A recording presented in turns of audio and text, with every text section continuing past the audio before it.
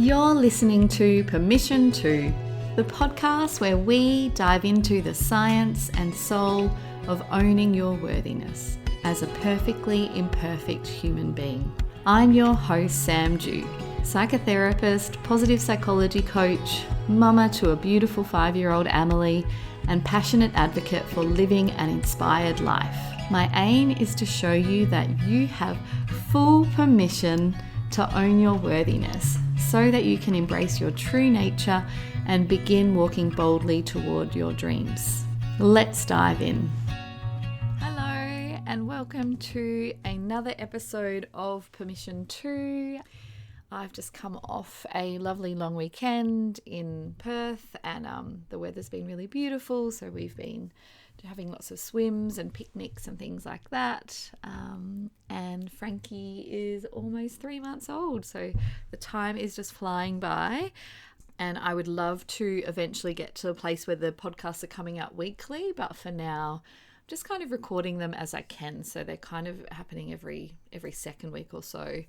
But today I am going to be talking to you about permission to stop fearing your joy. And I think that this is a very important and complex kind of topic to talk about at the moment, because there is, so much trauma in the world at the moment, so much pain, so much complexity. And so it can feel really stretchy if you are experiencing joy and abundance in your life whilst other people are struggling. So that's what we're going to talk about today. And it's something that's really close to my heart because it's something that I can struggle with a bit at times as well. So what we're really going to talk about today is this concept of foreboding joy and what that is and what it can look like in life. And we're also going to talk about my personal experience with relationships, my relationship to joy and abundance. And we're going to talk about how we can connect more with joy, love, and gratitude. So, and this is, there's a lot of vulnerability in this episode and in this topic as well. So I hope you enjoy it. Let's dive in. So I first became aware of this, my relationship to joy and this concept of foreboding joy when I was working with a therapist. And I noticed that because I have at times struggled with anxiety. So what I noticed was that whenever I was happy or whenever I was experiencing like a new level of joy or abundance in my life, it would be tinged with a sense of fear, a sense of foreboding.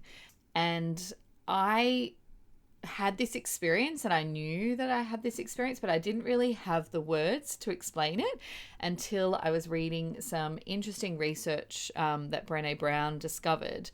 And that was that actually the fear of joy is one of the most feared emotions that humans experience. So we're actually most scared of joy, which is really interesting, right? Because of my experience that the happier I was or the more I had in my life, the more anxious I would become and the more I felt like I had to lose.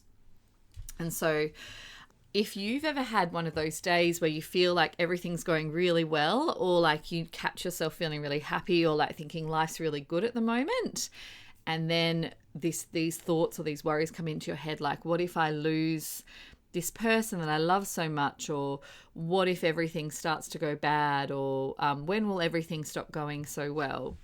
Then that is really what I'm talking about here, that this sense of foreboding joy. And that joy is an emotion that, comes and goes in our life, but there is vulnerability that comes with actually truly experiencing it.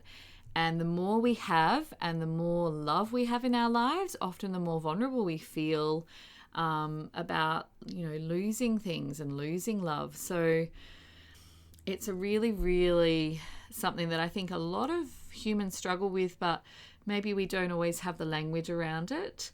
I know I didn't. And love, gratitude, and joy are so deeply intertwined with abundance, but that we're so scared of joy, it makes it difficult for us to feel abundant. And so sometimes, we almost kind of block ourselves from living our best lives or living life as joyful as it can be because we're a little bit scared of it.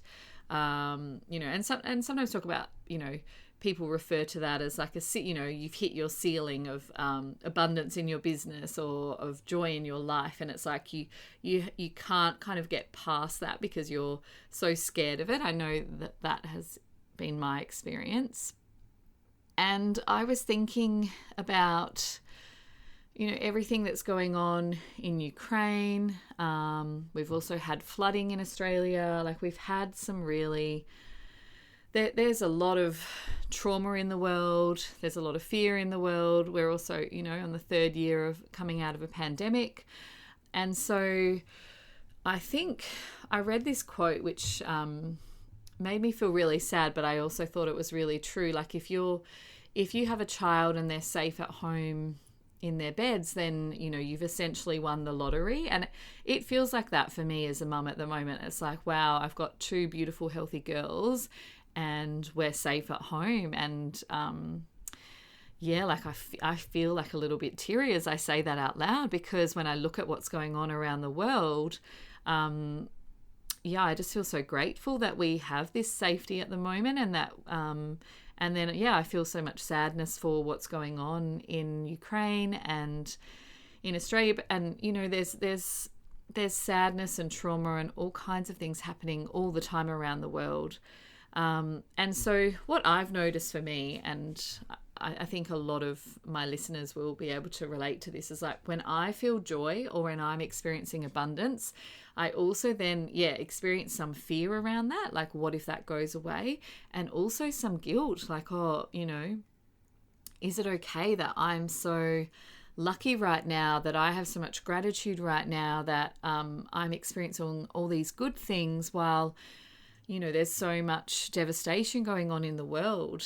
And I guess I wanted to speak to that because I think that in the end, we can only really focus on what's in our control and how we show up in the world right now. So for me, focusing on how I want to show up as a mum, focusing on how I want to show up as a business owner, focusing on how I want to show up as a partner and as a wife and a friend and a daughter. Those are things I have control of. I don't have control over a lot of other things that are going on in the world.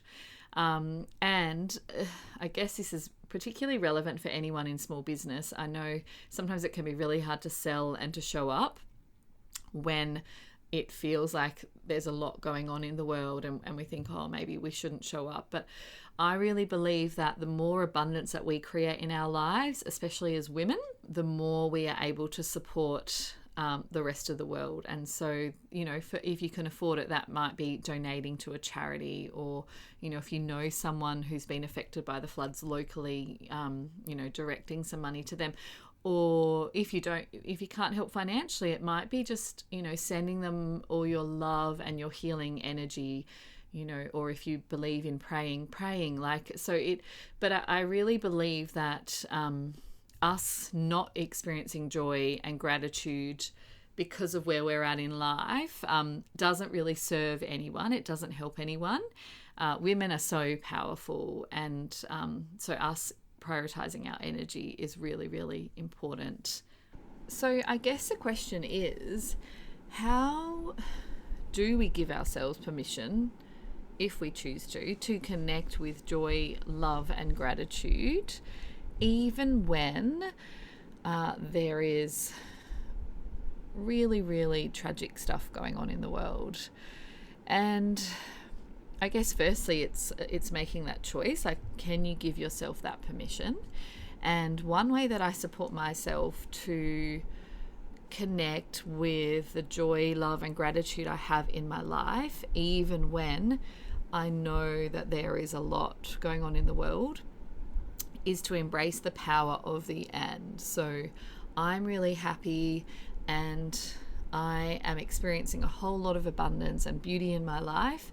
And I also feel incredibly sad about what is going on in the world right now. Or I also feel incredibly worried about what's going on in the world. So the power of the and, it's like often as humans we want to think that we can only experience one emotion, and so then we can feel a lot of like shame and guilt because we're joyful about our lives. We can also send a lot of white light, send a lot of love, actually, you know, make donations or help in whatever way you can. You can do that and also prioritize your joy and allow yourself to receive that. So embracing the power of the and, that you don't have to be one or the other. The other thing that you can do to support yourself is to embrace and accept your vulnerability. That's why I've shared like that. For me, this is something that I do struggle with sometimes, that when I am experiencing joy and abundance, I become quite fearful, because I want you to know that you're not alone if you go through this, and that it's just part of us being humans and us being vulnerable. So actually sitting in it and naming it, like, I'm feeling vulnerable today, or I'm actually feeling a lot of joy, but I also have some fear with that, or I'm feeling this sense of foreboding, and really sitting in it and naming it, and then making choices about how you want to respond to that, giving yourself permission to still feel the joy. The other thing you can do is notice and appreciate the small everyday moments. You know, so maybe not every day you are going to be feeling this massive sense of abundance and joy, but maybe there's some small things that you can appreciate, and that will make you feel less fearful of the ups and downs of life. It's like, if I can find gratitude and joy in even the, you know, the tough days, then I don't need to be so fearful of them, and I can embrace the highs and the lows. So for me, like, I know when my daughter was a toddler and I was really struggling, I found the toddler years really challenging. I know for me it was like just holding her little hand while I was reading her a story, and that really focusing on the feeling of her skin and just that feeling of embracing her hand was really, really a good way to trigger gratitude in me. And so choosing to focus on gratitude instead of fear is really powerful. And last but obviously not least is that whole self-worth and self-love piece. Like, actually, if you're fearful of something bad happening in your life when you're experiencing joy, and you're kind of almost like capping your joy at a limit or blocking it, then if you can nurture the relationship with yourself that's like, no matter what happens, I'm always going to love you, I'm always going to do my best to support you, then you're not going to be so fearful of losing your joy, or of, you know, life getting challenging, because you know that that relationship with you, which is the most important, is always going to be there, and you can fall on it. And deep down, the most basic service, or the root of what I do, I think, is I provide the women I see that I work with a mirror, so that they can see themselves the way that I see them, and I see them through a lens of love. And I just do absolutely like love and adore all the women in my life and the women that I support. So my goal is always for them to see themselves the way that I see them, and to almost start talking to themselves the way I talk to them too, because I'm a very gentle, compassionate coach. And so what happens, a lot of women are really scared of that self-compassion because they think it's going to make them lazy or less powerful, or they can see it as a weakness. But when they see that this is the way I talk to myself, you know, not all the time, I definitely still have an inner critic, but I do try to be quite gentle and compassionate with myself and with others, then when you experience that and you see that, then you start to take that in and have that internal compassionate voice for yourself as well. So it's okay. Like, I know that the world feels really messy, really scary right now, and it might be bringing up lots of feelings of guilt, of vulnerability, but I also know, and I also know, not but, and I also know that it's okay for you to still focus on your joy, your abundance, your healing, because when you do that, that does create ripples for the rest of the world. And I know, like, everybody does the best that they can to, you know, in the circumstances they have, to support others as well. So yeah, that's it for today. If you found this episode helpful, or you're just really enjoying the podcast at the moment, I would be so grateful if you left a 5-star review or shared it with family and friends, because I just love this podcast to get into as many women's ears as possible. But here it is today: permission to stop fearing your joy, permission to allow yourself to experience joy, and then focus on what you can control and how can you help. Once your energy is feeling good and you're feeling that joy and abundance, what can you do to help? Because you're going to have so much more energy and so much more resources when you come from that place.